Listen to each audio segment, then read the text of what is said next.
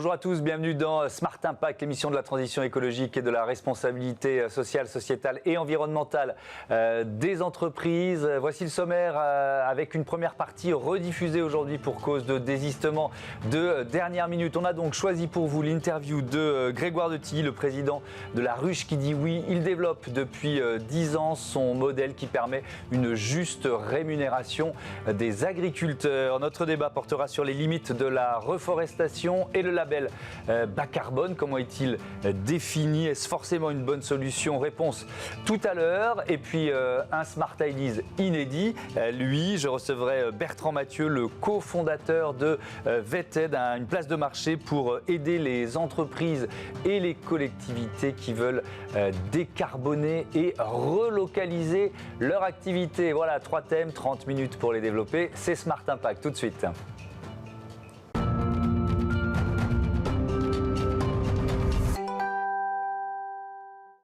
La ruche qui dit oui, entreprise créée en 2011. On est en visioconférence avec son président Grégoire de Tilly. Bonjour, bienvenue, heureux de vous accueillir.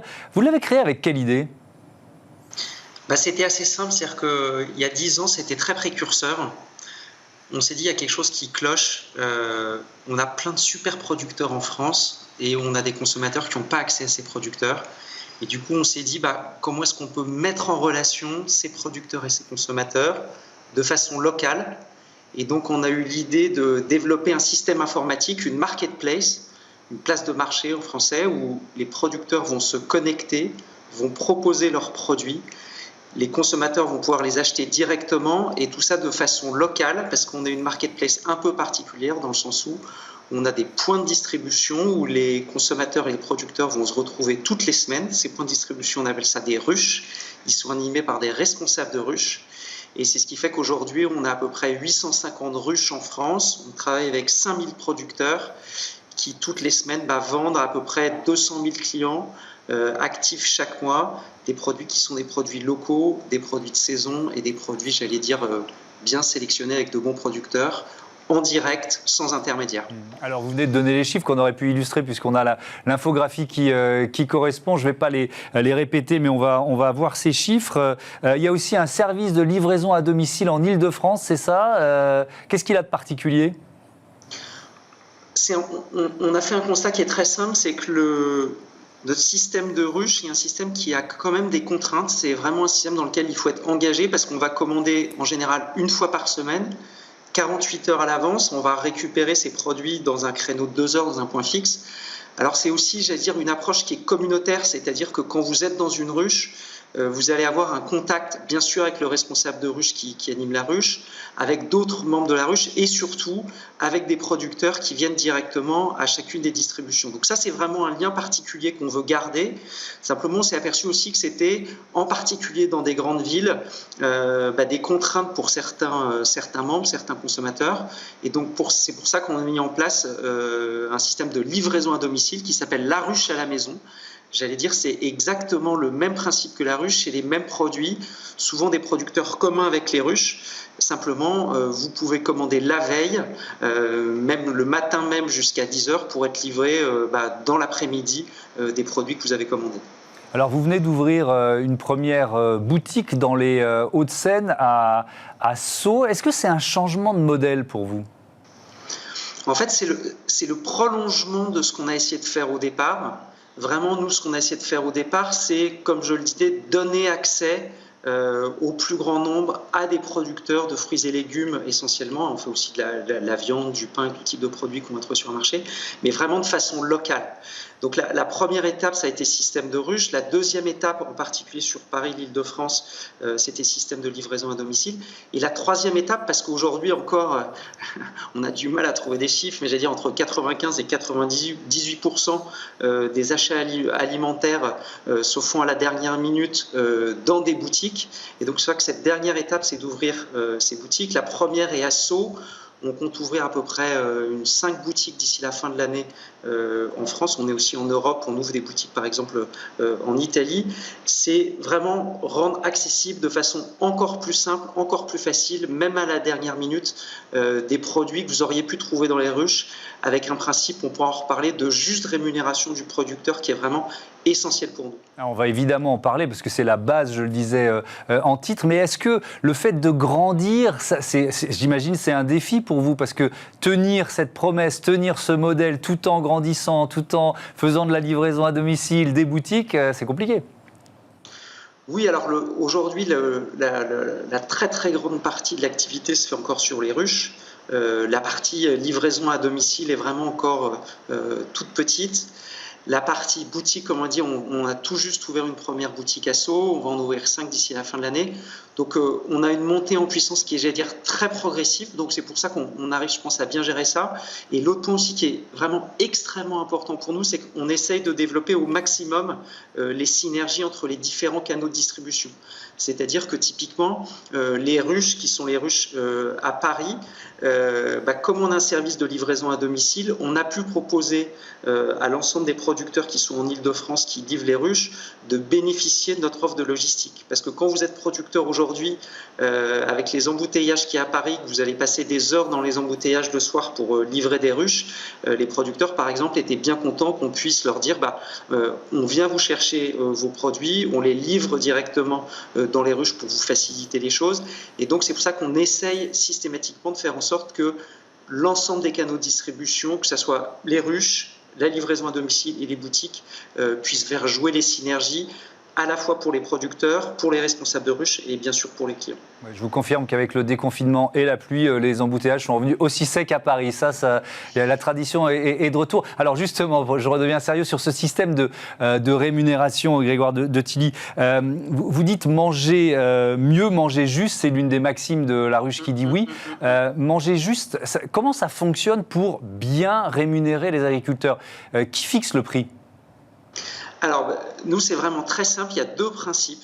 Le premier principe, c'est que c'est le producteur qui fixe le prix. Et ça, c'est vraiment quelque chose qui est essentiel. On est aussi une boîte de tech et, j'allais dire, pour que le système fonctionne, il faut que le prix soit juste, que ça soit le bon prix pour le producteur. Il faut aussi que ce prix soit pas trop déconnecté de la réalité, que ça soit à la baisse ou à la hausse. Donc c'est pour ça qu'on donne des indications aux producteurs sur la base des analyses de prix régionaux qui sont pratiquées sur des catégories de produits au sein des ruches. Là encore, pour s'assurer que pour le producteur, ça soit dans les clous, parce que si le produit est trop cher, les clients ne viendront pas. Si le produit n'est pas assez cher, le producteur s'y retrouvera pas. Donc on essaye de guider le producteur, mais in fine, c'est toujours lui qui fixe son prix. Et ensuite, le deuxième pilier, c'est sur le partage de la marge. Là, on est vraiment extrêmement transparent là-dessus, c'est-à-dire que 80% de la marge va au producteur. Nous, en tant que structure centrale, on prend 11,65% de commission. Le responsable de ruche prend 8,35% de commission. Et c'est ce qui fait que le producteur, j'allais dire, s'y retrouve.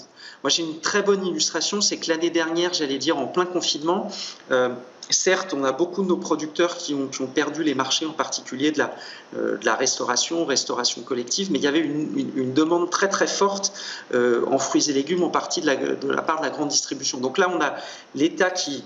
Enfin, moi, ça montre encore les excès qu'il peut y avoir en termes d'approvisionnement de la GMS, qui a dit ça serait bien que vous, supermarchés, hypermarchés, puissiez vous approvisionner en France, comme si on découvrait ça à ce moment-là.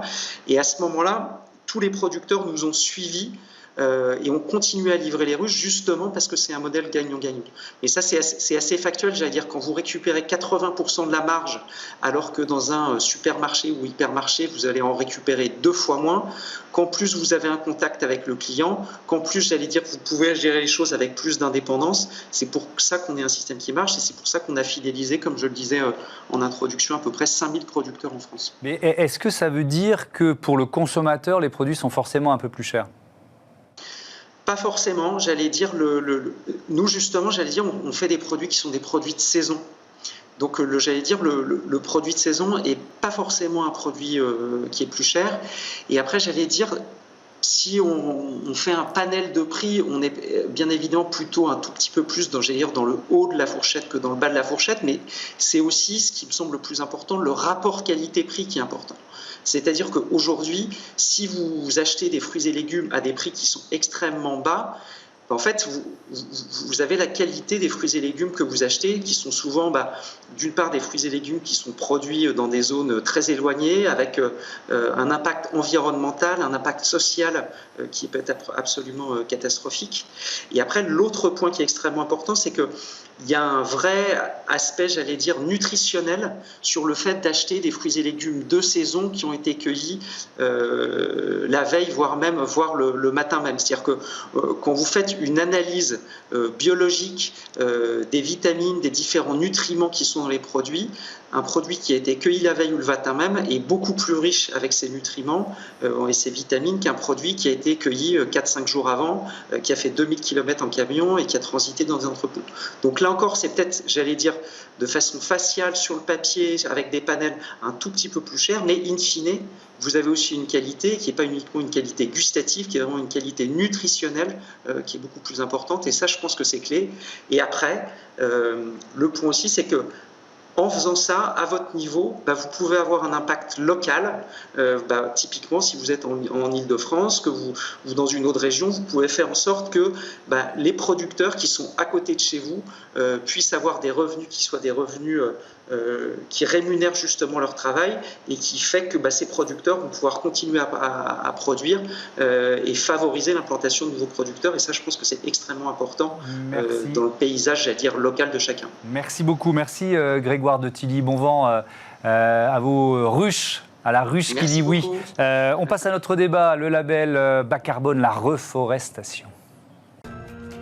Retrouvez le débat de Smart Impact avec Veolia.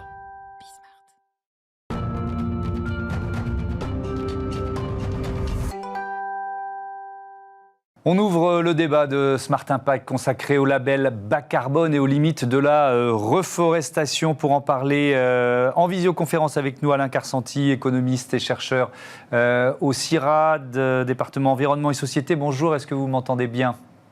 Oui, bonjour, je vous entends parfaitement. La liaison est bonne. Et puis au téléphone, Olivier Picard, qui est directeur du Centre régional de la propriété forestière Occitanie. Bonjour Olivier Picard. Bonjour Thomas Hugues. Bonjour M. Carsanti. Alors, peut-être une définition pour commencer, quand ce label bas carbone qui a été lancé en 2018 par l'État français, il permet quoi, Alain Carsanti ? Ça signifie quoi exactement ? Alors, c'est une manière finalement de flécher les flux financiers d'investissement, l'investissement pour les entreprises qui veulent faire de la compensation volontaire de leurs émissions résiduelles. C'est bien précisé, c'est-à-dire qu'il est supposé que d'abord ces entreprises réduisent leurs émissions et s'il y a des émissions qu'elles ne peuvent pas éviter, qu'elles ne peuvent pas réduire, qu'elles puissent les compenser. Ce qu'il faut tout de suite dire, c'est que ce label, contrairement à ce qui existe déjà depuis le début des années 2000, ce n'est pas un mécanisme, ça ne fait pas partie des systèmes de droit à polluer, des systèmes d'échange. Ce sont les réductions d'émissions qui vont être labellisées, ne sont pas transférables, ne sont pas échangeables sur un marché du carbone ou sur des marchés du carbone. Donc il s'agit au fond de dire, on prend acte du fait qu'il y a des entreprises qui veulent faire de la compensation volontaire de leurs émissions. Et à partir de là, on décide de les orienter vers leur faciliter le travail en leur indiquant effectivement des investissements qui vont leur permettre en tout cas de compenser une partie de leurs émissions. Alors on pourra discuter du fait de savoir si ce terme de compensation est vraiment adapté. Je pense que c'est une des grandes faiblesses de ce label. Oui. Et puis, vous l'avez dit, la difficulté tient dans ces mots émissions résiduelles. C'est-à-dire que la question, c'est est-ce qu'il n'y a pas des entreprises qui mettent la charrue avant les bœufs ? C'est-à-dire qui commencent par choisir la reforestation pour présenter un bilan amélioré sans s'attaquer aux émissions principales. Est-ce que ce n'est pas là, Alain Carsanti, la principale faiblesse finalement de l'utilisation du label bas carbone ? Oui, non, mais il est certain que ce label va être utilisé par un certain nombre d'acteurs pour faire du greenwashing et pour se dispenser de réfléchir et de travailler à la réduction et à l'évitement de leurs émissions. C'est tout à fait clair. Maintenant, si vous voulez, c'est un de ses défauts, c'est vrai. Le label ne peut pas tout, c'est-à-dire que le label a forcément un champ d'investigation relativement limité. Il s'agit de regarder ça. Ça ne peut pas être un audit de l'ensemble de l'entreprise, effectivement, pour savoir si l'entreprise, dans toute son activité éventuellement internationale, véritablement évite. Il s'agit bien véritablement de quelque chose d'assez limité.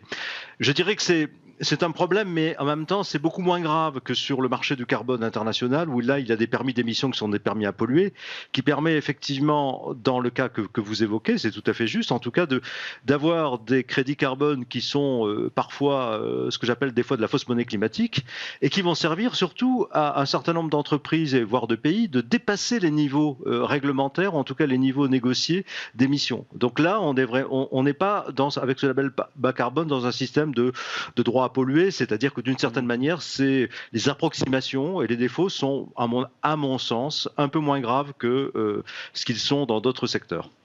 Alors, j'ai eu envie d'ouvrir ce débat parce que depuis le début de la saison dans cette émission, dans Smart Impact, il y a de nombreux invités qui mettent en avant justement leur action, leur programme en matière de reforestation. Ça ne veut pas dire qu'il n'y a pas d'autres actions préalables, mais en tout cas, c'est vraiment un discours récurrent. Je me suis dit, mais est-ce qu'il y a suffisamment d'arbres à planter, tout simplement?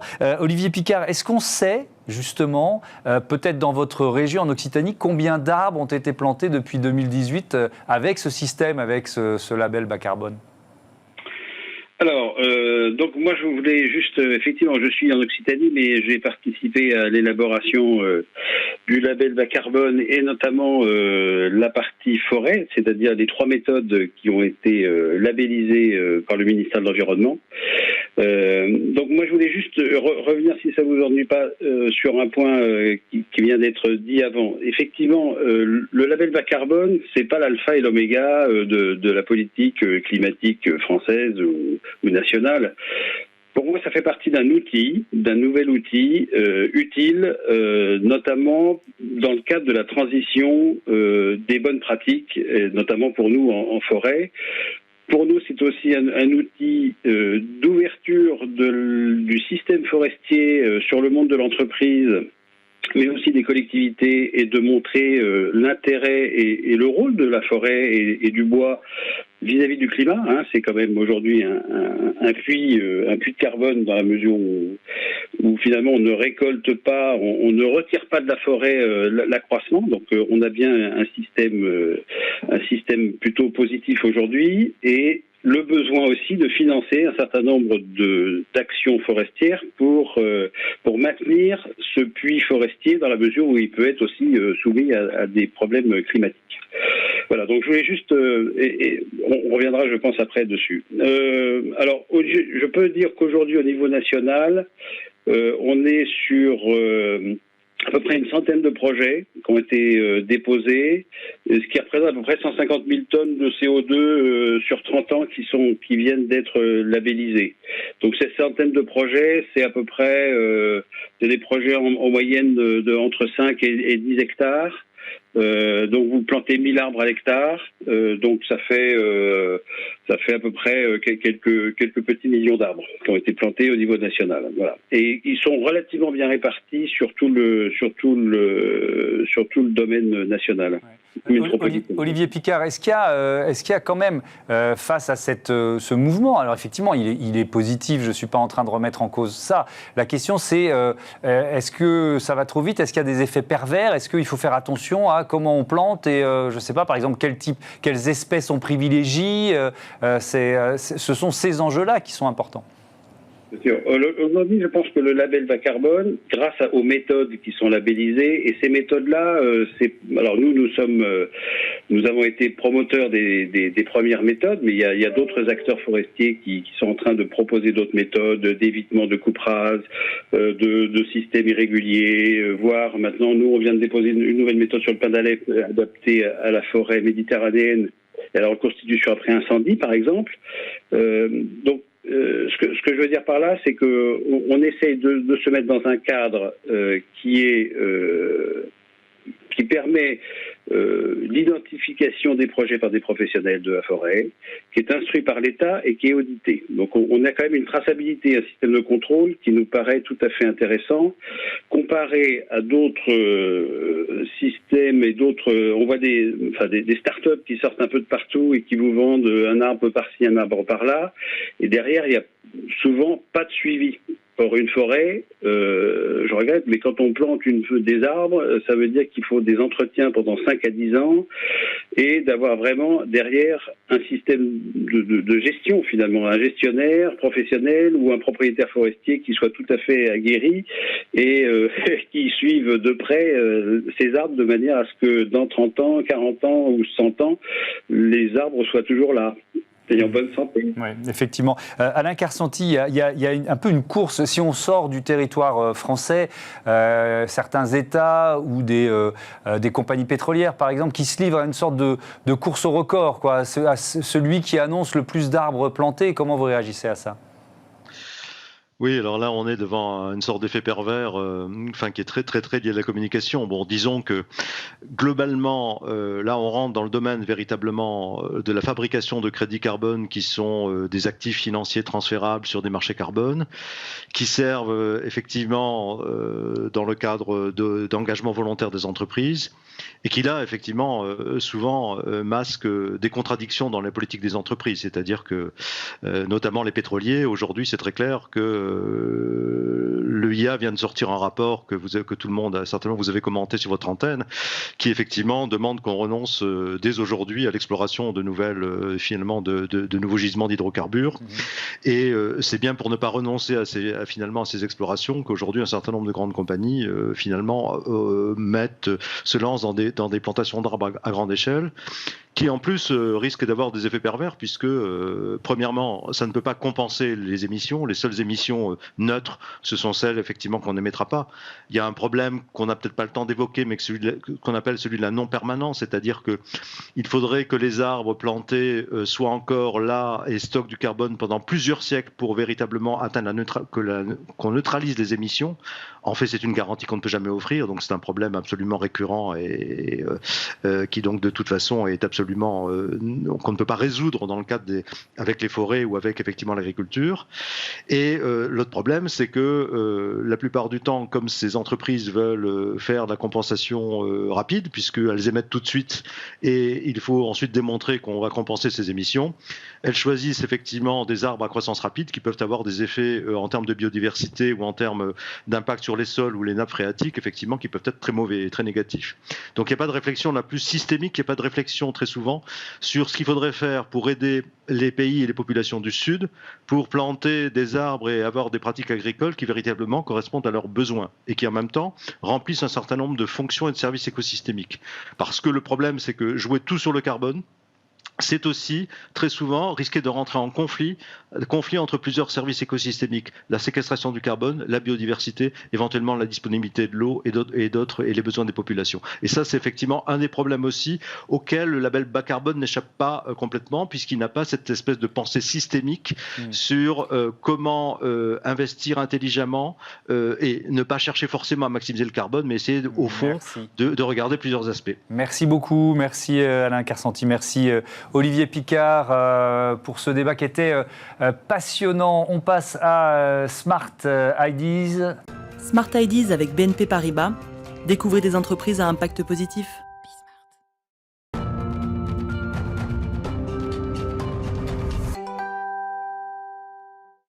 Smart Ideas avec Bertrand Mathieu, bonjour. Bonjour. Vous êtes le cofondateur de VETED. Vous l'avez créé quand? C'est quoi VETED? Alors VETED, on l'a créé en début d'année, donc janvier 2021. C'est la première marketplace pour entreprises et territoires durables. Donc qu'est-ce qu'on entend par durable? En fait, c'est la relocalisation, la décarbonation et la digitalisation. Voilà, le constat est très simple, c'est que les entreprises à l'horizon 2050 doivent viser une trajectoire carbone neutre.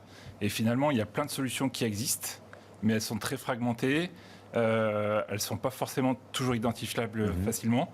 Et donc, en fait, avec notre marketplace, on référence, on indexe ces solutions et on permet à n'importe quel acheteur, entreprise ou collectivité, dès lors qu'il souhaite se transformer, il vient sur VETED et il trouve les bonnes solutions. Oui, donc on peut dire quoi, les experts, les meilleurs experts du durable sont sur la place de marché, c'est ça? Exactement. Donc on n'est pas là. Comment vous les choisissez les gars? Alors très bonne question. On n'est pas là pour faire du greenwashing parce qu'il y a trop de solutions qui brouillent un peu le marché. C'est pour ça qu'on s'appelle VETED. En français, ça veut dire valider, vérifier. Donc en fait, on a créé un indice avec 3 niveaux où en fait on source les entreprises dans le domaine du digital, du durable ou du local. Donc ça, on parle de l'indice VTED là. Voilà, on parle de l'indice VTED et en fait donc il y a 3 niveaux de lecture. C'est pas un label, mais ça apporte en fait à l'acheteur un niveau de lisibilité et de simplicité pour qu'il fasse le bon choix lors de son achat. C'est vous qui l'avez créé cet indice, hein, c'est vraiment. On l'a créé, voilà. Moi, je suis notamment un ancien de chez Patagonia, donc j'ai été très marqué par cette expérience, parce que c'est vraiment une entreprise à impact. Et en fait, ce qu'on veut vraiment apporter, c'est cette crédibilité, cette facilité, et montrer qu'en fait, il faut arrêter de parler, il faut juste agir parce que les solutions existent. Alors, vous en êtes au tout début, évidemment, de votre développement. Vous avez déjà des premiers clients, parce que vous visez les entreprises, les collectivités aussi. Ouais. Donc là, on est en contact avec un certain nombre aussi de ministères qui nous aident, l'Élysée, Matignon, aussi bien des grands groupes que des TPE ou des collectivités. On a lancé la V1 de la Marketplace donc le 4 mai dernier. On a déjà plus d'une centaine de fournisseurs d'inscrits. Et en parallèle, on a développé une offre conseil en fait, pour les entreprises et les territoires qui ne sont pas encore dans le choix de leurs prestataires, mais qui sont dans l'élaboration de leur stratégie de durabilité. Donc nous, on les aide finalement à se dire voilà où elles en sont et à ce moment-là de pouvoir déterminer quel type de prestataires elles ont besoin. C'est quoi le modèle économique de VTED ? Le modèle est très simple. Donc en fait, ce qu'il faut savoir, c'est qu'un fournisseur de solutions durables peut être aussi acheteur. Donc c'est ce qui fait la récurrence. Et à l'inverse, un acheteur de solutions n'est pas condamné à être qu'acheteur. Il peut aussi un jour devenir vendeur parce qu'il aura fait évoluer son offre. Donc en fait, le modèle, le fournisseur s'inscrit gratuitement. Et ce sont les acheteurs qui paieront. Ce qu'il faut savoir, c'est qu'il y a à peu près 3,7 millions d'entreprises en France. Et sur le total, on a identifié à peu près 150 000 entreprises fournisseuses de solutions durables. Donc le rapport de force est clairement en faveur de celles-ci. Et du coup, ce sont les 3 millions et quelques autres entreprises qui paieront. Mais elles ont vraiment besoin de visibilité, ces entreprises ou ces experts du durable ? C'est fondamental. En fait, la création de VTED, c'est le constat qu'en fait, que ce soit Google, LinkedIn ou finalement le réseau, trouver un prestataire durable, c'est extrêmement compliqué. C'est une jungle. Finalement, c'est pas avec un mot-clé, c'est pas l'ami ou c'est pas... c'est pas digne de l'époque. Et donc en fait, sur le modèle des marketplaces B2C, qui marche très bien, nous on simplifie cet acte d'achat et on accélère cette transformation finalement, puisqu'en fait on identifie de très belles entreprises qui sont relativement jeunes, qui n'ont pas forcément les moyens de se payer un budget référencement sur Google. Et donc, en fait, elles ne sortent pas forcément dans les résultats. Elles n'ont pas forcément de gros moyens de communication. Et donc, en fait, que ce soit elles ou même des grands groupes qui ont des solutions parfois méconnues, on réunit tout le monde. C'est extrêmement simple, lisible et à un prix extrêmement compétitif. Et on souhaite bon vent à VTED. Merci Bertrand Mathieu. Merci. Voilà, c'est la fin de cette émission. On se donne rendez-vous demain, 9h, midi, 20h30 sur Bismart, la chaîne des audacieuses et des audacieux. Salut.